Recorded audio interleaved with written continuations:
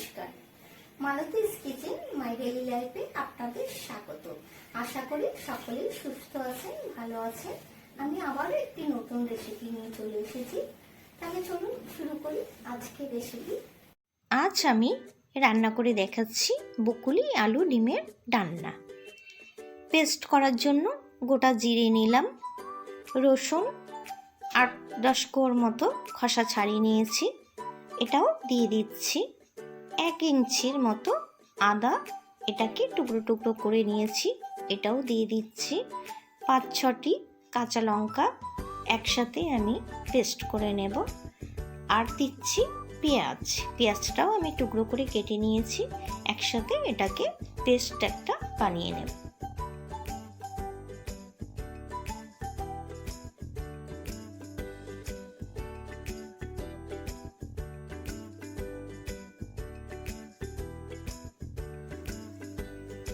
ডিম ভাজার জন্য তেল দিয়ে দিলাম।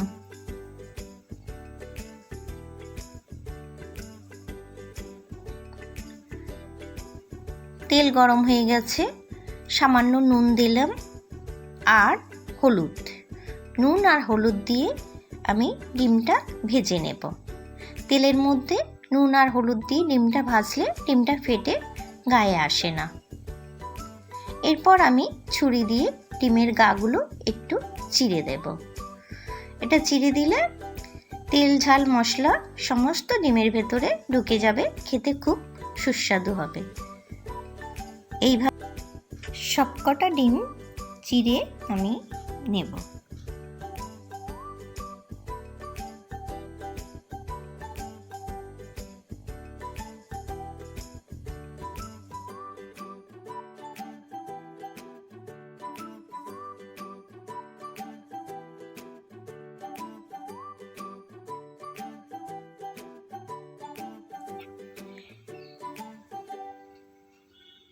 ডিম ভাজা হয়ে গেছে, ডিমগুলো আমি তুলে নিচ্ছি।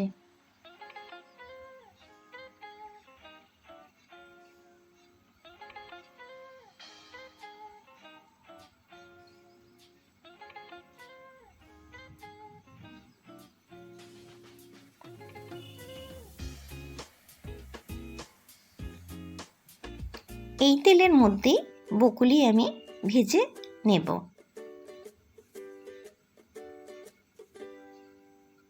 তেলের মধ্যে যেহেতু নুন আর হলুদ দিয়ে ডিম ভেজেছিলাম, সেই নুন হলুদ আছে আর বকুলি ভাজার সময়, তাই নুন আর হলুদ দেব না। এটাকে একটু নেড়ে চেড়ে তুলে নেব। খুব বেশি কড়া করে ভাজা করতে লাগবে না, হালকা ভাজা হলেই হবে। এরপর আমি বকুলি ভাজাটা তুলে নিচ্ছি।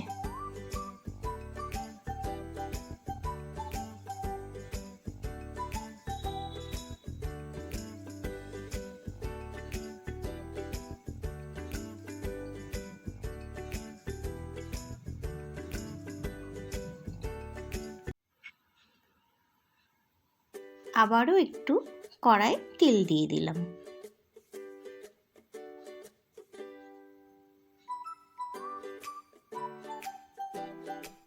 আলুটা ভেজে নেব।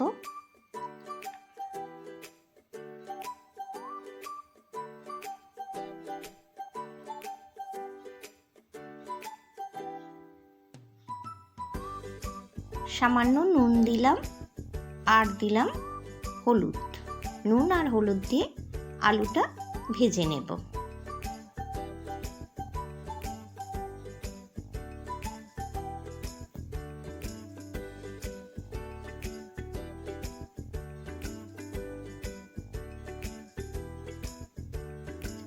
আলু ভাজা হয়ে গেছে,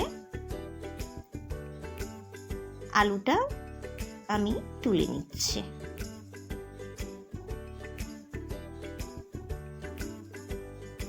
আবারও সামান্য একটু তেল দিলাম।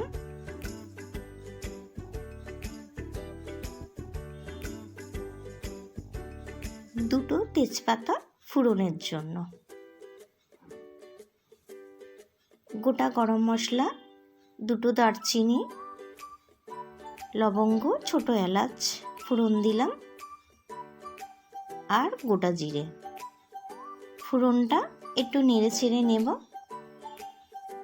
ফোড়নের মধ্যে থেকে খুব সুন্দর একটা গন্ধ বেরিয়েছে। এরপর পেঁয়াজটা ভেজে নেব।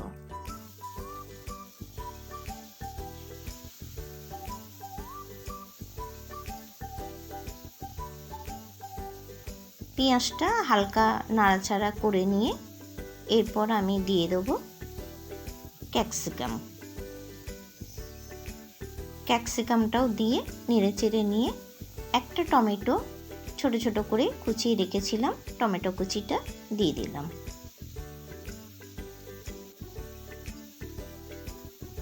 এরপর কিছু গুঁড়ো মশলা অ্যাড করব।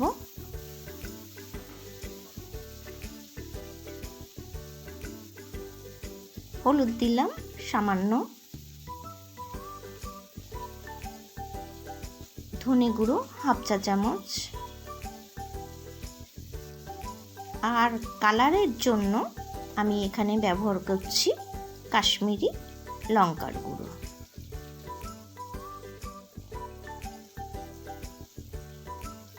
আর পেস্ট বানিয়েছিলাম সব কিছু মশলা দিয়ে, সেই পেস্টটা দিয়ে দিলাম।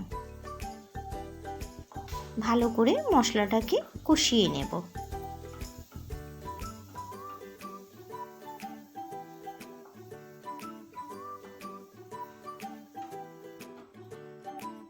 মশলা আমার ভালো করে কষানো হয়ে গেছে। ভেজে রাখা আলু আর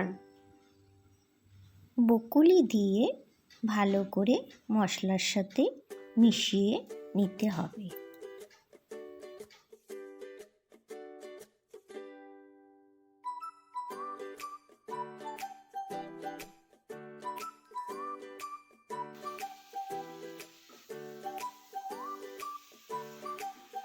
তো এটা একটু ভালো করে কষিয়ে নিয়েছি। এরপর আমি এক বাটি কড়াইশুঁটি দিয়ে দিলাম। কড়াইশুঁটিটা দেওয়ার পরেও এটাকে আবারও একটু আমি নেড়ে চেড়ে নেব, মিশিয়ে নেব সবজির সঙ্গে কড়াইশুঁটিটা। তো ভালো করে আমার প্রায় মেশানো হয়ে গেছে। জল দিয়ে দিলাম পরিমাণ অনুযায়ী, যে যেমন খাবে। কেউ যদি ঝোল পছন্দ করে জল বেশি দেবে, আর কেউ যদি গ্রেভিটা একটু ঘন ঘন খায় জল অল্প দেবে। তো আমি এটা সেদ্ধ হওয়ার জন্য 5 মিনিট রাখলাম। আলু কষিয়ে পর ঢাকাটা খুলে দেখছি আলুটা সেদ্ধ হয়েছে কিনা একটু দেখে নিই।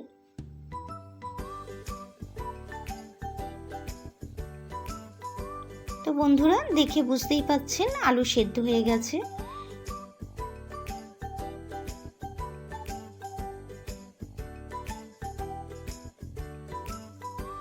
ভেজে রাখা ডিমটা আমি ঝোলের মধ্যে দিয়ে দিচ্ছি।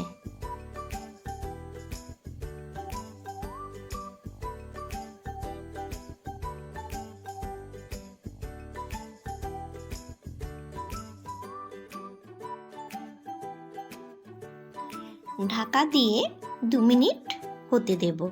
2 মিনিট পর আমি খুলে দেখছি কেমন হয়েছে। আমার ডিমের ডালনা হয়ে গেছে, দেখে বুঝতেই পাচ্ছেন।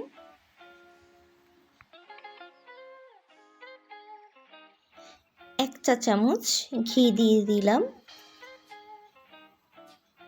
আর গুঁড়ো গরম মশলা ওপর থেকে একটু ছড়িয়ে দিলাম, আর 4টে কাঁচা লঙ্কা দিয়ে দিলাম। রান্না কমপ্লিট হয়ে গেছে। এবার আমি গ্যাসটা অফ করে দিলাম।